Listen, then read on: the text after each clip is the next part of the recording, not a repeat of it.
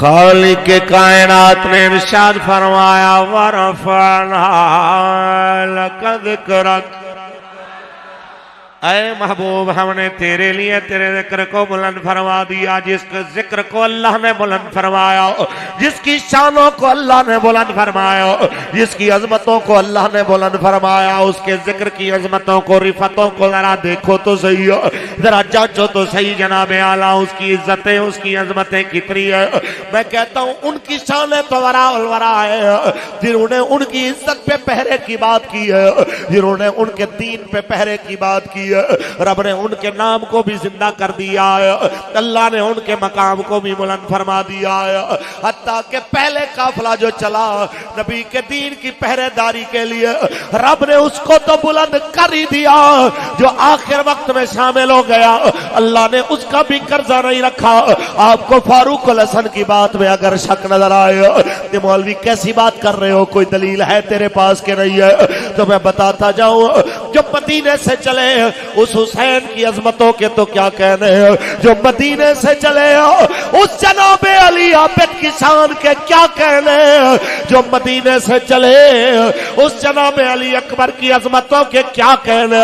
ہم تو ان کو بھی سلام کر رہے ہیں جب آخری وقت میں صفیں سیدھی ہو رہی ہوں اور ہوری یزید کے لشکر سے نکل کے آئے. پچھلیوں کی معافی دے دے، آج کے بعد میں نے جینا بھی حسینی بن کے، میں نے مرنا بھی حسینی بن. ہم تو اس کو بھی سلام کر رہے ہیں جو آخر وقت میں بھی جناب اعلیٰ آ گیا. اور حسینی مشن ہے کیا؟ حسینی مشن حضور کے دین کی پہرے داری ہے، حضور کی عزت کی پہرے داری ہے، نبی کی ناموس کی پہرے داری ہے، نبی کی شریعت کی پہرے داری ہے. اور میں کہنا چاہتا ہوں لوگوں، پاکستان میں آج میرے جیسا کوئی مولوی اٹھ کے کہے مولانا میں چل تو جاتا تمہارے ساتھ، لیکن مجبوری تھی میرے خطاب کا معاملہ، مولانا مجبوری تھی میرے کلاس پڑھانی، مجبوری تھی آج ہمارے فلاں بزرگ کا دن تھا، ہم فلاں دن بیٹھ کے دم کرتے ہیں ورنہ ضرور چلتے. آپ کے ساتھ میں انہیں کہنا چاہتا ہوں ہماری تقریریں، ہمارے درس، ہماری کلاسیں کس کھاتے میں ہے؟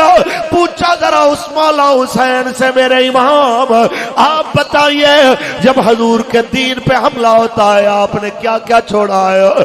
کہا نانا محمد عربی کا مدینہ چھوڑا ہے، جس مدینے میں حضور سجدے میں تھے، حسین پشت پہ بیٹھے آئے. رب فرماتا ہے محبوب جب تک میرا حسین تیری پشت سے نہ اترے اپنے سر کو نہیں اٹھانا، ہم نے وہ مدینہ چھوڑا ہے. اے میرے نانا کے امتیوں، تم دکان پہ بیٹھے رہے، میرے نانا کی عزت پہ حملے ہوتے رہے، تم کہتے ہو دکان قیمتی ہے، تم کہتے ہو کاروبار قیمتی ہے. تمہیں پتہ ہے میں نے نانا کا مدینہ بھی چھوڑا، ابا کی قبر بھی چھوڑی، بھائی حسن کی قبر بھی چھوڑی ہے، حتیٰ کہ حج کا احرام میں نے باندھا ہوا تھا جب مکے میں تھا. 8 ذی الحج کو حج کا احرام میں نے حج کو عمرے میں بدل کے اس احرام کو اتار کے دنیا کے سامنے واضح کیا. لوگوں حج کی قضا ہو سکتی ہے لیکن دین پہ پہرے کی قضا پھر نہیں ہو سکتی. میں اس لیے سمجھانا چاہتا ہوں یہ آپ کو مجھے پتہ ہونا چاہیے. کوئی کہے مولوی صاحب فلاں موقع پہ میں جناب اعلیٰ مدینہ شریف جا رہا تھا، فلاں موقع پہ میں جناب اعلیٰ خانہ کعبہ جا رہا تھا، میں جناب اعلیٰ عمرے کے لیے جا رہا تھا. میں کہتا ہوں ایک جگہ پہ آقا کی ختم نبوت کے پہرے دار بیٹھے ہوں، آقا دو عالم کی عزت کے نعرے لگائیں، فیض آباد کی ٹھنڈی راتوں میں ایک نعرہ لگے تاجدار ختم نبوت، اور سامنے سے جناب اعلیٰ شابش کی بجائے سامنے سے تیاریاں ہو رہی ہیں ان کو کچلنے کی، حتیٰ کہ وہ وقت بھی آ جائے جب ان پہ سیدھی گولیاں چلائی جائیں. کوئی کہے مولانا میں حجرے میں بیٹھا چلا کر رہا تھا، میں اس کو کہنا چاہتا ہوں یہ کیسا عشق ہے جو تمہیں چلے سے نکال کے نبی کی عزت کے لیے نہ نکال سکا، حضور کی ختم نبوت کے لیے نہ نکال سکا. ہاں میرے مولا حسین سے پوچھ، خانہ کعبہ میں حج کے احرام کو چھوڑ کے میرے امام نے دنیا کے سامنے واضح کر دیا کہ عشق کردہ اپنی مرزید کم نائے رہا ویخدا نا خورا ویخدا جیتے چاوے جھکا دے عاشق دا سر نہ کعبہ تے نہ کربلا ویکھدا لبیک یا رسول اللہ لبیک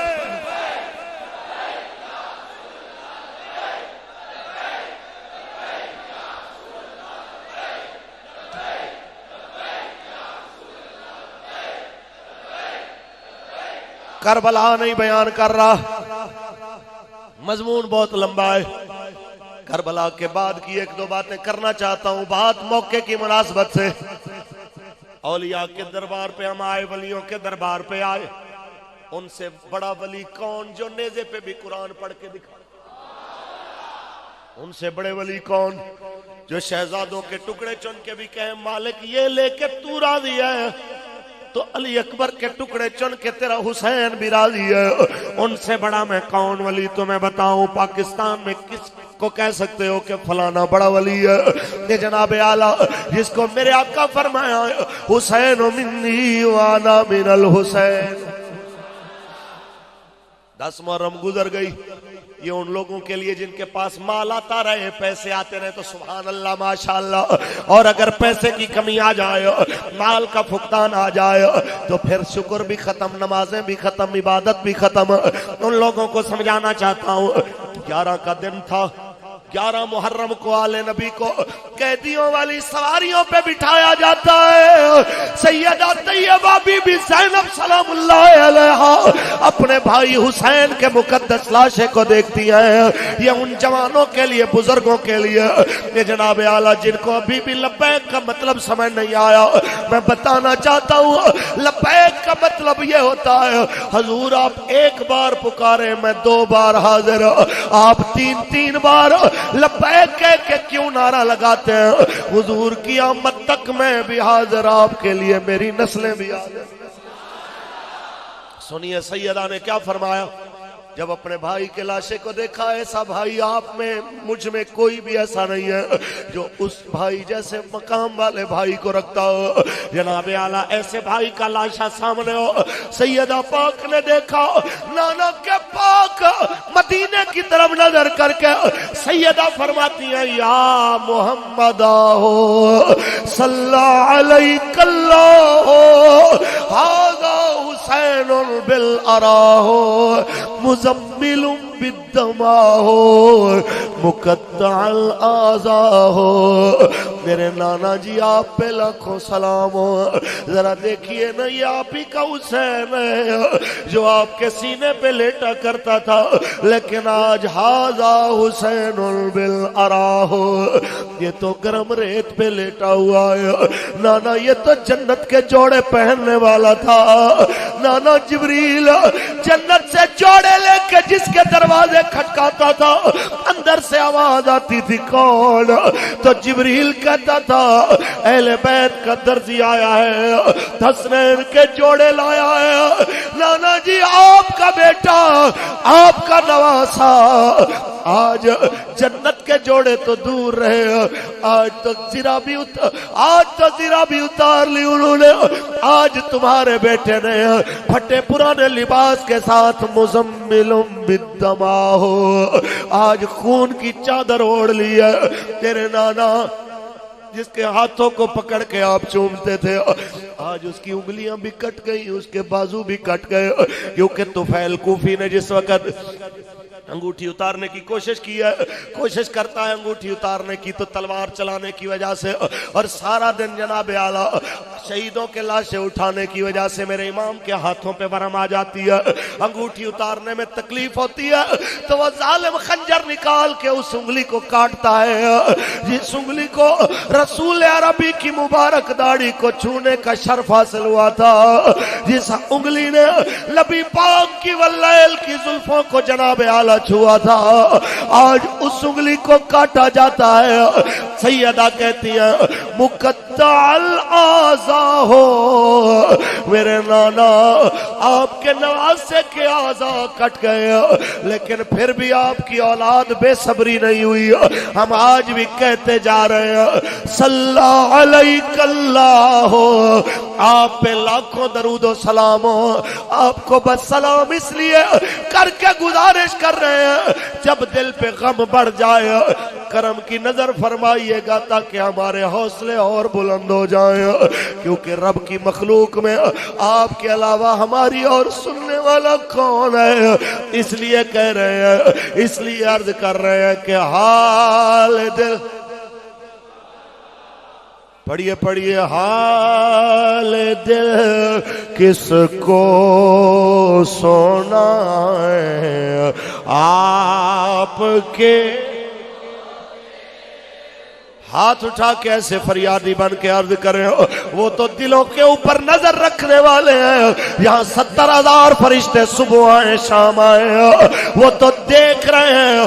آج کلاس والا کے اندر حضرت شاہ کائنات رحمہ کے دربار پہ ان کے ہزاروں غلام اپنے اپنے دردوں کی، اپنے اپنے دکھوں کی فہرست سینے میں لے کے عرض کر رہے ہیں کہ حال دل کس کو سنائیں آپ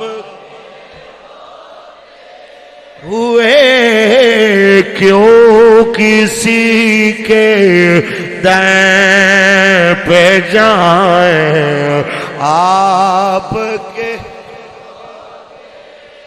ہوئے کیوں کسی کے دین